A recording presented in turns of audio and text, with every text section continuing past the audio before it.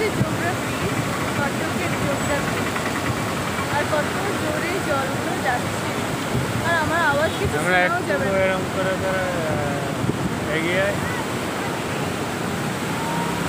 বাবা এক্সপার্ট হয়ে গেছে, দেখাতে চাইছে, ডিসকভারিং করতে চাইছে।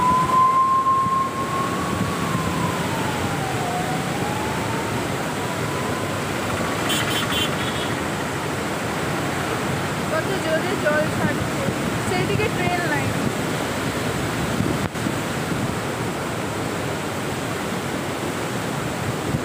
এই যে আমি আর আমার বাবা,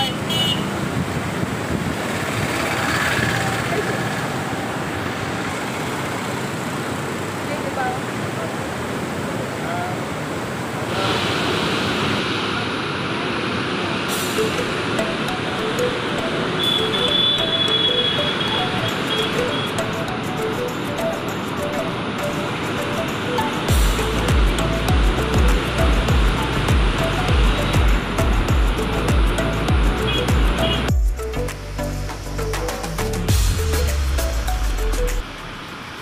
তো ব্রিজটার এপাশে দেখুন একটা মন্দির আছে, ওপাশে একটা মানে জোবরা পার্ক আছে, মানে ব্রিজটার কাছে পার্কটা।